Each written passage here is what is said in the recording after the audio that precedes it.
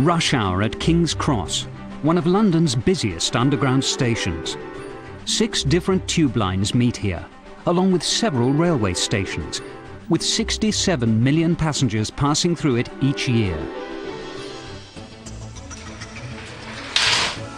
The first steam railways began in 1825, and 25 years later King's Cross had become a terminus for steam trains arriving in London. The railways were not permitted to expand any further into the capital, leaving 750,000 workers who arrived each day to find a way to get to work in the heart of the city. This inevitably led to gridlock.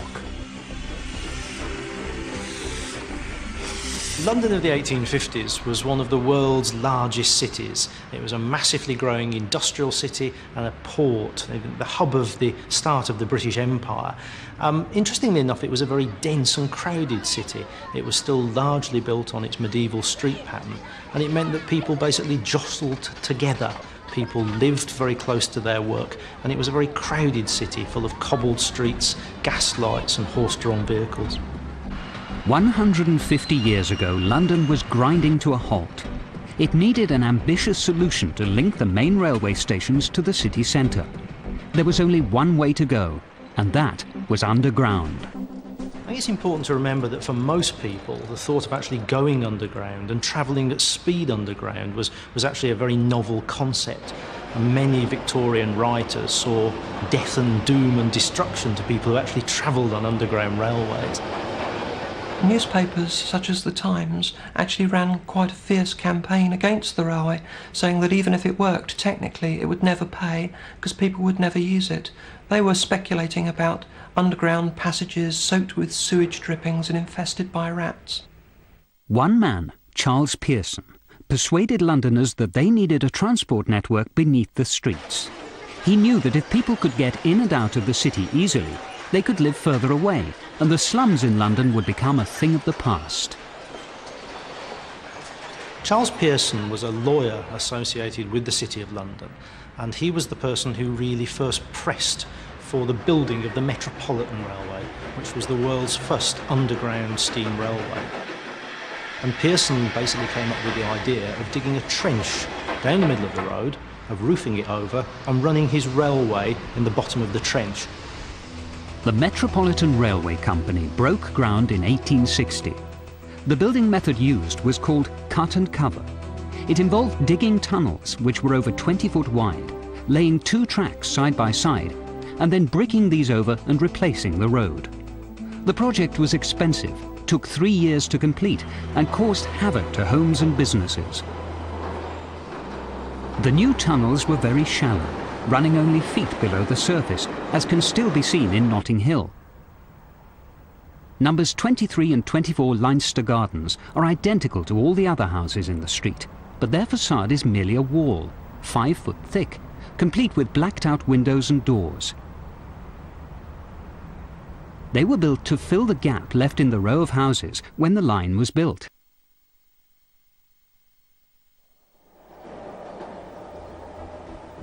The Metropolitan line opened in January 1863.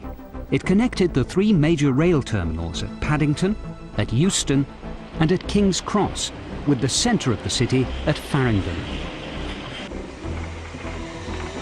The initial suggestion by Metropolitan Railway's engineer John Fowler had been to have the new underground railway running on compressed air, not steam. The idea was that trains would be blown through tunnels and sucked back by air generated in great compressors at each end of the line. But the system had a major flaw.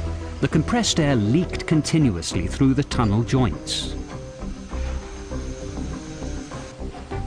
The Metropolitan Railway was forced to borrow steam locomotives and rolling stock from the Great Western Railway in order to start its service.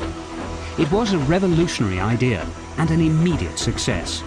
It carried 40,000 passengers on its first day. The timetable ran between 8 a.m. and 8 p.m. with a train every 15 minutes. The time for the 3 3/4 mile journey from Paddington to Farringdon was 18 minutes, stopping at all stations. Not much slower than the journey time today. This new railway had an unusual difference. When the Metropolitan Railway was first opened, it had been constructed with both 7-foot gauge, which was Brunel's Great Western Railway broad gauge, because it met end-on with the Great Western Railway at the Paddington end, and it had a third rail added, which also created a 4-foot 8.5-inch gauge track. That's Stephenson's gauge. The gauge is the distance between two running tracks. This odd twin gauge arrangement ended when the two companies, the Metropolitan Railway and the Great Western, fell out with each other. Metropolitan went back to using Stephenson's gauge, still used by most railways today.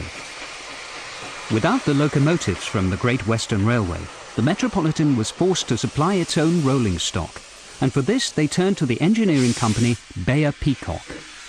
The engine was a 440 tank engine. 440 is the wheel arrangement also used on the standard American engines of the time. And it had fairly large driving wheels, as a passenger engine at the time would have, and a very, very handsome beast. Very successful, used throughout the whole 40-year period of steam on the Metropolitan Railway. The engines weighed about 46 tons in running order. They could carry approximately 1,000 gallons of water in their side tanks, and the coupled driving wheels were 5 foot 9 inches in diameter, driven by two 17-inch cylinders. These are the original coaches which were used in London in the 19th century. They have been carefully restored by a Railway Preservation Society. The dreadnoughts, as these carriages were known, were divided according to class.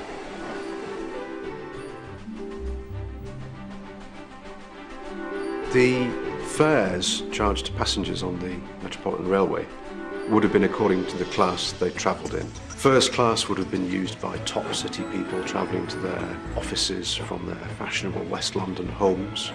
Second class would have been used probably by the middle level of management, clerks and so on. And third class, anybody else who needed to travel. And they would have travelled fairly uncomfortably and in very cramped conditions on wooden boards. The success of the Metropolitan encouraged other companies to start up, and in 1874 London's second underground railway began running along the Thames embankment.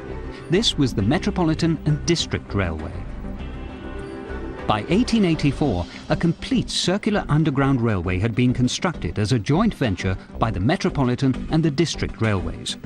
They called it the Circle Line, carrying passengers in its shallow tunnels just feet beneath Big Ben and the Tower of London. But the new century would bring a new technology.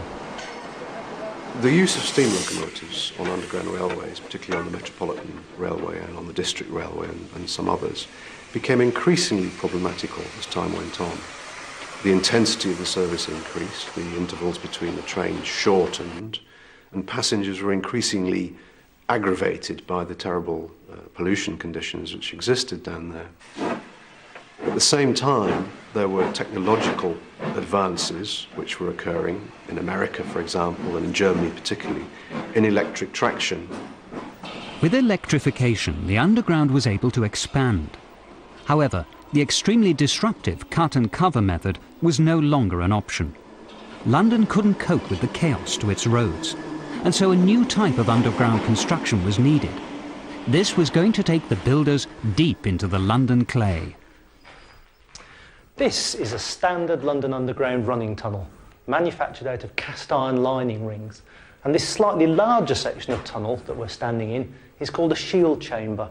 This is where the Greathead Shield, the device used to help build London's underground railways, was constructed and then dismantled. A South African engineer called James Henry Greathead invented a thing called a tunnelling shield. It was a kind of iron cylinder with a wall in which miners could actually work in safety in all the soft ground. The earth would be dug out in front of the tunnelling shield, and when a hole large enough had been constructed, the device could be pushed forward. The tunnel lining could then be erected behind the shield to hold the ground up, and then the process repeated. The Greathead tunnelling shield enabled the London Underground to expand as a deep-level railway network. The shield was the single most important engineering invention used to create the Underground. London, at the end of the 19th century, was filled with exciting transport innovations. Permission had been granted to numerous railway companies who were proposing deep-level underground routes. But the City and South London Railway was the first. In 1890, it became the first electric underground railway in the world. The decision to actually use electric traction was a really ambitious thing to do at the time, because most electric traction systems that were in use were tramways. Getting the electrical equipment small enough to actually run in a tunnel and powerful enough to move these quite large trains was a big challenge.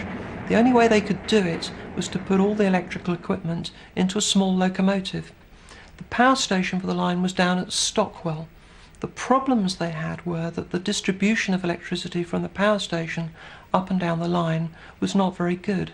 So as the locomotives got further and further away from the power station and started to approach the station in the city up at King William Street, they often found that they were completely underpowered. And as the trains struggled to go up and down the hills, occasionally they would grind to a halt completely, and all the lights would go out, leaving the passengers stranded in darkness. The trains had technical problems, and they were called the Sardine Box Railway, or Padded Cell, because of their claustrophobic design. But the City and South London Railway proved that electricity was the way forward for the underground.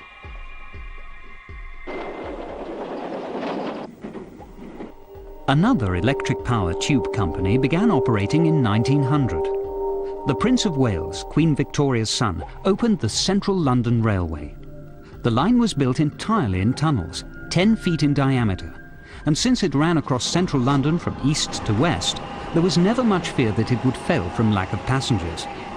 Today the line is simply known as the Central Line and serves stations including Oxford Circus, Bond Street and Holborn. The Central London Railway was immediately popular. Over 14 million passengers were carried by the end of the first year. The system was liked because it adopted the American idea of a flat-rate fare. It also looked across the Atlantic for its new technology. The original Central London electric locomotives were, well, they were called camelbacks because they had a cab in the middle and two sloping bonnets on either side, which were built in America by the General Electric Company. They were shipped to England in boxes and assembled in London. One of them was dropped off a barge into the River Thames and had to be fished out before they could build it. The passenger cars were over 45 feet long and weighed 14 tons. Gatemen controlled iron-grilled gates at each end of the cars, allowing passengers to board. The railway used direct current for its traction power. The electricity was picked up by the locomotive from a third rail in the middle of the two running rails. When you want to start an electric motor driving a train, if you start it with all the power all at once, it'll either go into a skid or the motor will blow up because it's had too much power when it's standing still. So you have to apply the power gradually, rather the same way as you change up in your gears in the car. And the way they do it is they put a grid of resistors in the circuit with the motor, and the resistance reduces the amount of current getting into the motor circuit. And as you want to accelerate, you gradually step out the resistances one by one, you cut them out. And if you listen, you can hear that happening, click, click, click, click, as the train accelerates out of the station. In 1900, London's population was fast approaching 7 million, and there was a heavy reliance on the tube to move people about quickly and efficiently. But there was a problem with the locomotives. The time taken to uncouple the locomotive when you got to the end of the line and find another one to put on the other end of the train to return, to go back, was taking up a lot of time and reducing the service. So they introduced what was called multiple unit control. They achieved this by putting two of the motors at one end of the train and two at the other, underneath the passenger cars. The resistors and electrical equipment were put into a space above the motors. All the driver had to do when he wanted to change ends was to shut down the cab at one end, walk down the train, and get in the cab at the other end. Over the next few years, there was really a railway mania with many companies and organisations promoting railways, very few of which ever saw the light of day. But three did, forming part of today's Northern Line, Bakerloo Line and Piccadilly Line. And all three had been given sanction by the government to go ahead, but all three were running into financial trouble. And that's when the American financier Charles Tyson Yerkes came to the rescue. Charles Tyson Yerkes arrived in London with his wife and several of his mistresses, leaving behind a shady past. Questionable business practices in America had led to a prison sentence for misappropriation of government funds. Charles Tyson Yerkes is a fascinating character. To many people, he's the embodiment of the crooked Victorian businessman. But I think it's important to remember that, of course, he merely operated in the business climate of the day. He wasn't responsible for the first Underground Railway, but what he brought was basically access to several important things. He brought access to American money to develop the very expensive tube railways being built in London at the turn of the century, and he brought access to American technology, particularly in the electrical field. By 1902, Yerkes had become the chairman of the newly formed Underground Electric Railways Company of London Limited, with a capital of over £2 million. Yerkes set about buying up the new electric underground lines. He also built a large power plant at Lots Road, Chelsea, an ideal location for being supplied with coal by barge from the Thames. He believed that if you supplied your own power, you increased your profits. The Lots Road power plant, still part of the London skyline, was built to American specifications. It was one of the biggest generating stations in the world, containing 8 turbo generators running at 1,000 revs per minute, developing 65,000 horsepower. The opening of Yerkes' first tube lines in 1906 and the increasing electrification of his subsurface railways increasingly spelt the death knell of steam locomotives in use on the central area of London Underground. Progressively they were forced to the suburbs, and eventually the entire network was electrically operated. When the Underground was first electrified, it was decided to use a 4-rail system, which is almost unique in the world. The positive one is on the outside of the rails, and then there's the one in the centre, which is the negative rail. That system was chosen with an insulated return because even in those early days of electrification, it was realised that if the return went through the running rails and through earth, it could cause problems with corrosion of water pipes and other metal in the ground, including our own tunnel segments. Charles Yerkes had achieved his first goal by making an efficient, electrically powered railway network. The system he set up at the beginning of the century is still very much in place. But how to give the entire underground network a uniform identity was Yerkes' next challenge. Modern styling and improved design were the answer. To create a uniform identity for his company, he employed a young architect, Leslie Green, to design stations that were distinctive and conspicuous. The minute you see one of these stations, it says London Underground, because it uses the tiles, these maroon glazed tiles, always the same. You also have all those Edwardian obsessions with kind of an English variant on Art Nouveau. You've got craftsmanship and wood and no expense spared. So these were lavish stations in their time. And they've lasted the test of time extraordinarily well. The minute you walk into a Leslie Green station, you know you're on the London Underground. They made something like 11 Leslie Green stations in 2 years between 1904 and 1906, which is probably why he died a year later, they say, of exhaustion, aged 33. But he left behind an extraordinary heritage for London. Yerkes didn't live to see his underground empire grow either. He died in December 1905 in New York. And the following year, Albert Stanley, another American, replaced him. Stanley brought even more American influence when he arrived from New Jersey and took over as general manager of the Underground Electric Railways Company. Albert Stanley made 2 outstanding contributions. Firstly, he bought the bus companies in London, the only mode of transport that made a profit. Secondly, he employed Frank Pick as his deputy in 1906. Pick became responsible for branding and styling on the Underground. This included rolling stock, upholstery, lighting, architecture, and even graphic design. The Underground, when they first opened the new tube lines, had the names of the stations simply fired into the tiles at either end of the platform.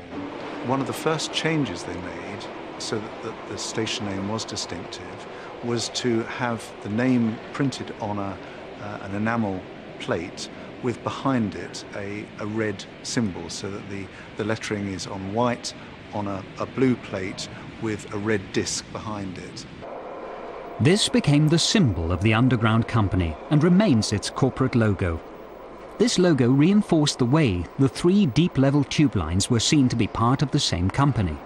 It was called the Underground for the first time in 1908, and the name stuck. The newly branded company also modernised its stock as the modern tube continued to take shape.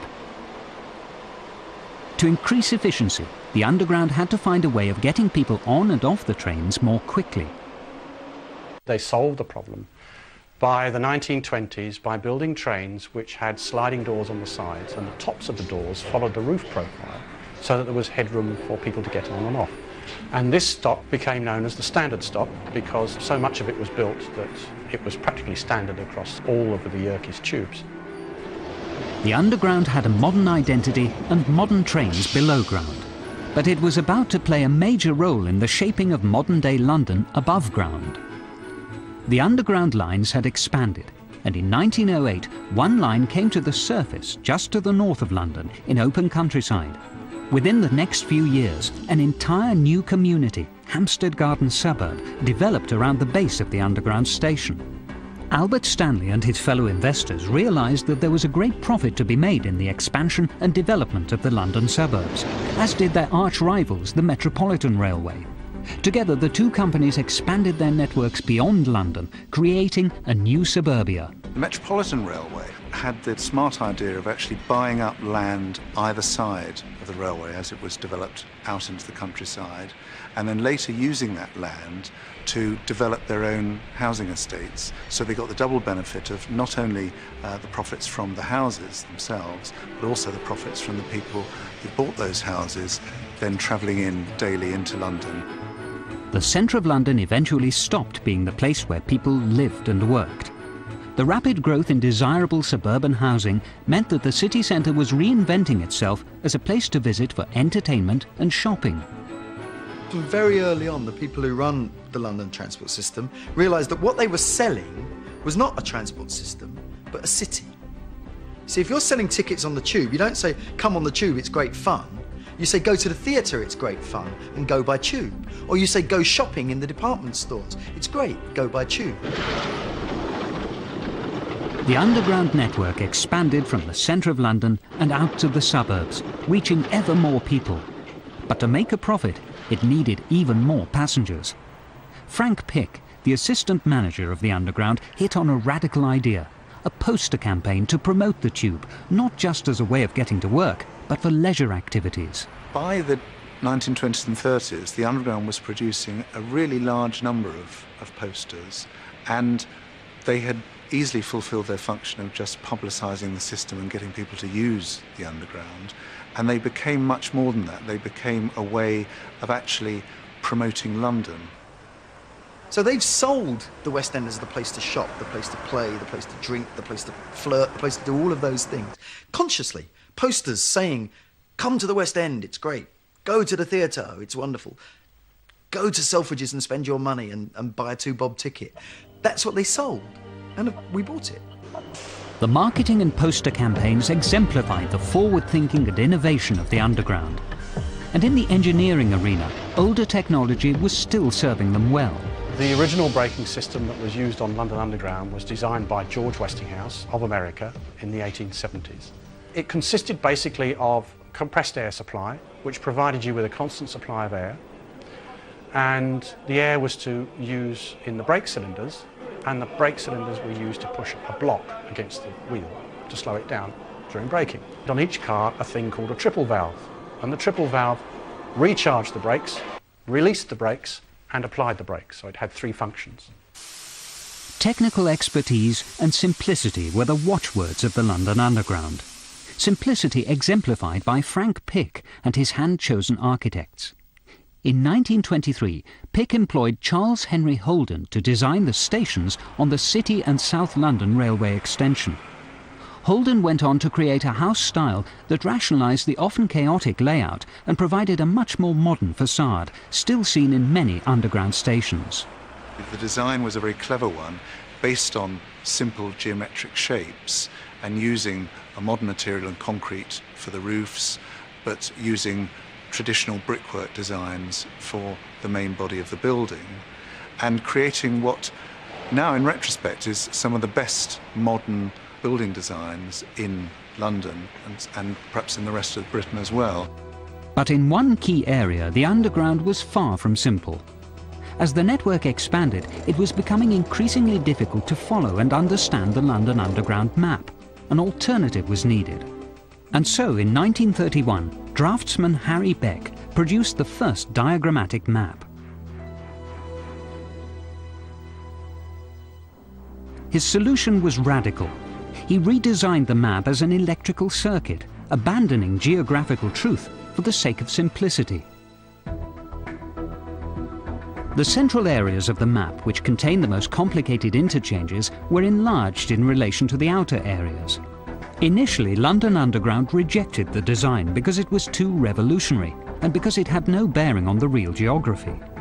They eventually published it in 1933, and it was greeted with enthusiasm for being clear and simple to use. The diagrammatic map is now a standard means of representing transport systems all over the world. By the 1930s, control of all the original tube companies was taken over by the newly formed London Passenger Transport Board. Its role was to oversee the continued expansion of the Underground. With the population of Greater London approaching 9 million, something had to be done to increase the flow of passengers through the system. It wasn't feasible to increase the tunnel size for wider trains, so in 1935 the cars were redesigned to accommodate more people. One of the major problems of all the pre-1935 trains built for London Underground was that you had the switch compartment behind the driver, and that used up 15% of the available passenger space. By 1935 they had sufficient design progress to put most of the equipment below the floor. Motors were smaller, the compressors were smaller, all the power supply systems were smaller, and they produced these prototype trains in 1935. Since its opening in 1863, the London Underground has played a vital role in the lives of Londoners, not least during the Second World War. During the Blitz, 79 tube stations were used as air raid shelters, accommodating thousands of people every night.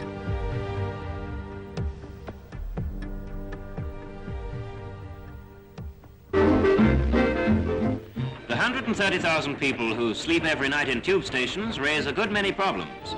They get there early and so need something to eat long before bedtime. London Transport has established 6 depots where the food is received and prepared for dispatch to the station canteens. The trains carried the Women of the Underground catering service, who provided refreshments for the thousands of Londoners who sheltered on the platforms on countless nights during the war. The London Underground had one of the most efficient catering establishments. In fact, there was a total of over 75 which the catering department looked after.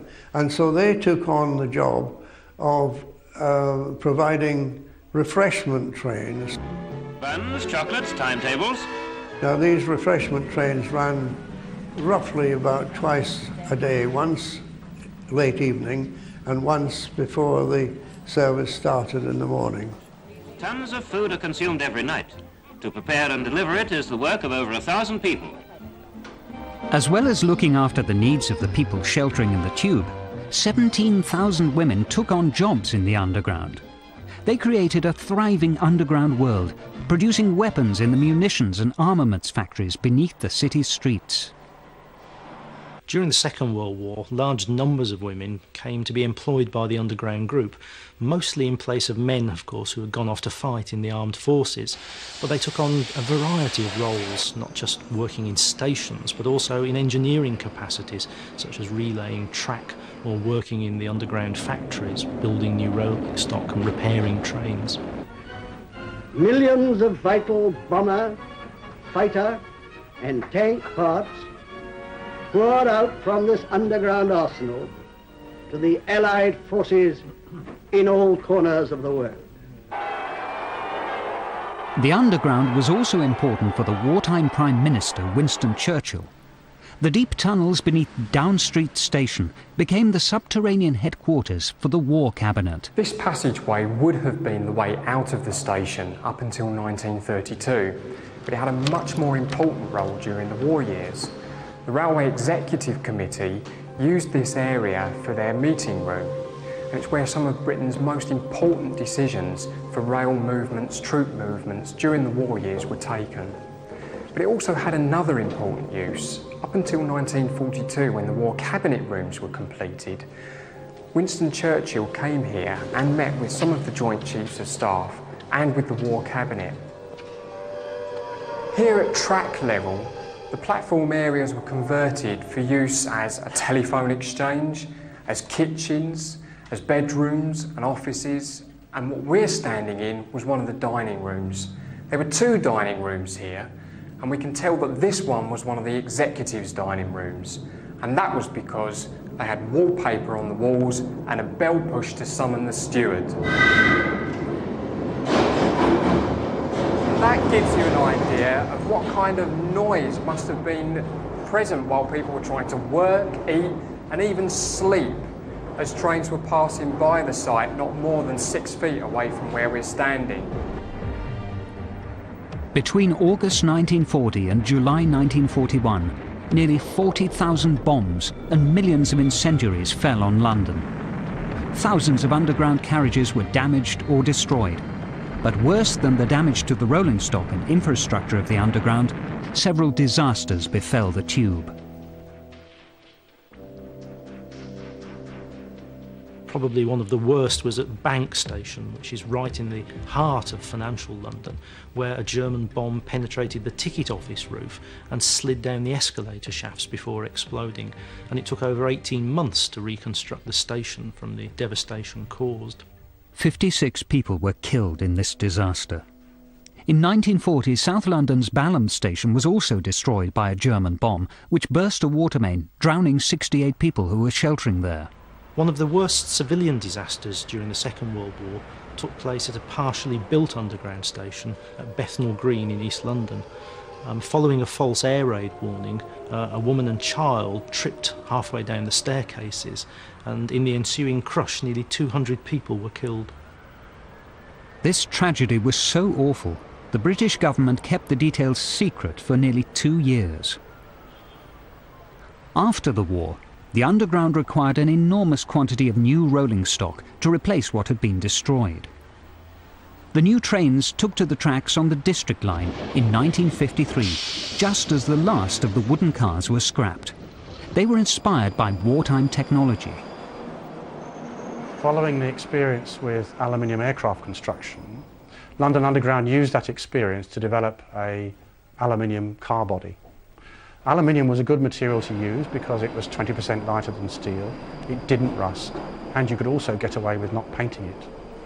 In fact, you could save 2 tons of paint per vehicle if you didn't paint it.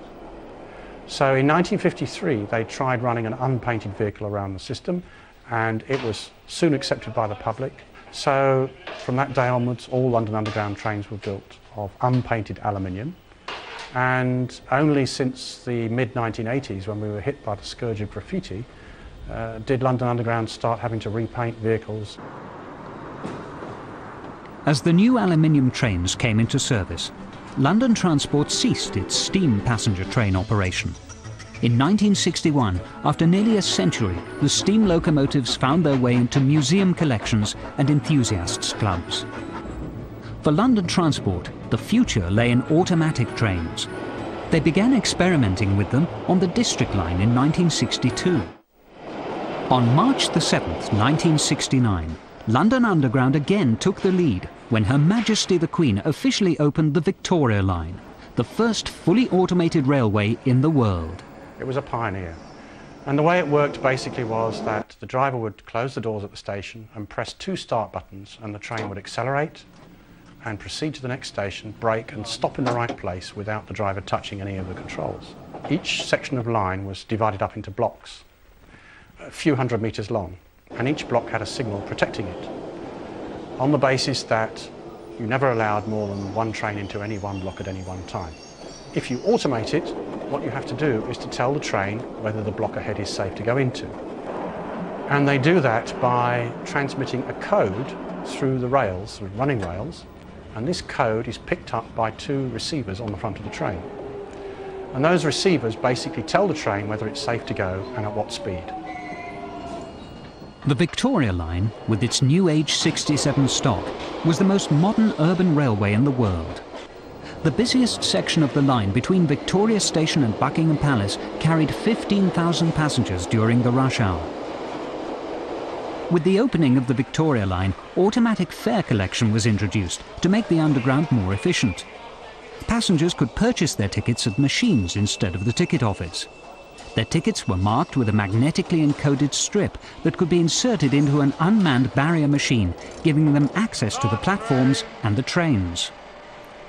This was an important time for the Underground. After relying on the same equipment and stations for the last 50 years, they were in dire need of refurbishment. In the early 80s, many of the stations received a complete facelift. Expansions and renovations took place, giving the Central Line a completely new look. The system runs daily, from about 5 in the morning till around midnight, when it shuts down for cleaning and daily maintenance. Maintenance gangs work at night when the track current is switched off. Some parts of the track are over 100 years old and require constant safety checks. Every bit of the line is walked every 48 hours to check for faults. But the age of the system was to be responsible for the London Underground's most recent tragedy. On Wednesday evening, November the 18th, 1987, a small fire started under an escalator at King's Cross. The fire spread very rapidly up the escalator and right across the ticket hall. It's believed to have been started by a smoker dropping a match down the side of the treads on the escalator. It spread so rapidly that 31 people died in the fire, including an officer from the London Fire Brigade, and many more were seriously injured. London Underground itself did a great many changes immediately after King's Cross. There's a very strong no smoking policy within the whole of London Underground. After the King's Cross disaster, the Underground went through a period of safety improvement and modernisation. It was also voted the 3rd most impressive attraction in London by millions of visiting tourists. But for 8 million people, it is just a way of getting to work. The rush hour is never a pleasant experience. During the morning and afternoon peak hours, around 210,000 passengers pass through Oxford Circus and 240,000 use Victoria. London Underground has introduced 3 new types of trains on 3 of the lines.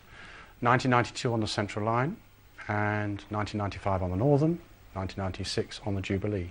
Their traction system uses what we call electronic power. And the electronic power means that you can control the train with computers. The old direct current motors have been replaced by what we call alternating current motors. The reason for using these new motors is that they do not require the mechanical parts of the old DC motors, particularly brushes and the extra windings of the armature. This reduces the maintenance liability and improves the performance of the motors. And that's what's now standard on electric railways across the world. The Tube is a constantly expanding network. From its opening in 1979 by His Royal Highness the Prince of Wales, the Jubilee line has been developed into a modern state-of-the-art railway.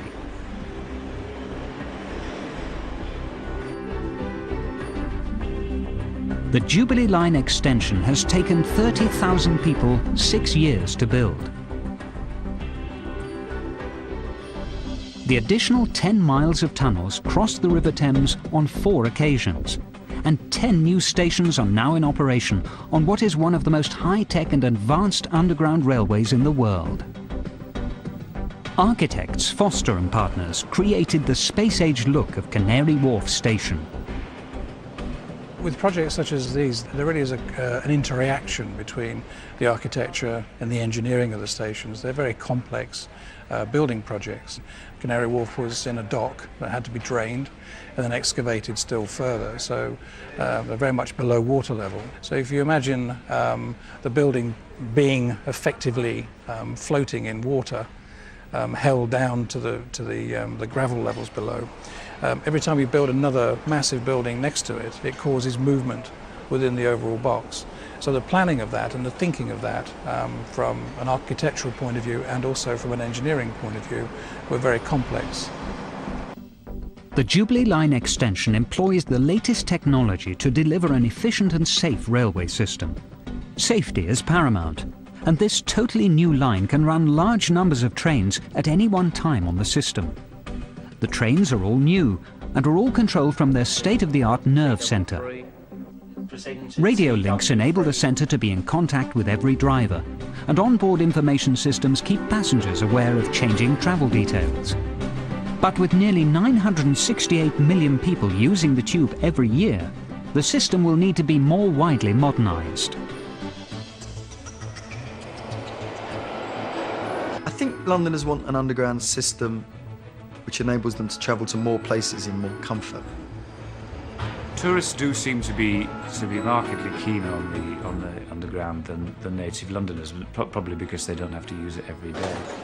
I think more than anything, though, people want to be able to feel that they can sit in newer rolling stock, and I say sit rather than stand. They'd like a seat, so therefore they'd like more trains coming more quickly. I think most people think that London is one thing and the London Underground is another, but in fact the two things are intermingled. In a way, the Underground is London. It's the only thing holding London together. Plans now exist for passenger capacity to be increased by making better use of the available tunnel diameter, lowering the floor of the carriage and providing more gangway space for standing. This concept has been called space train, and gaps would be eliminated between cars by using short articulated segments to provide one continuous train instead of individual cars.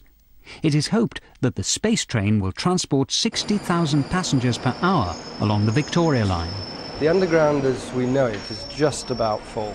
There is no such thing as London without the tube. Of the 1 million people that came to work this morning, only 15% came in cars.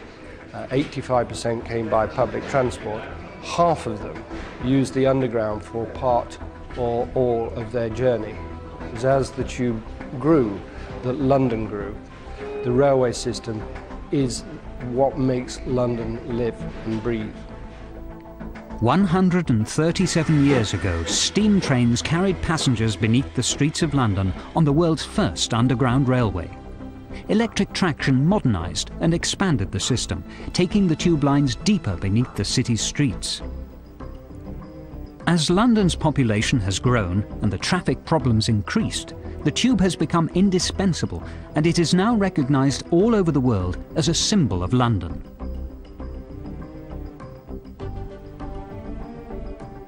The future promises faster, larger trains and line extensions. It may be the oldest underground system in the world, but is the London Underground ready to provide the city with all her transport needs in the 21st century?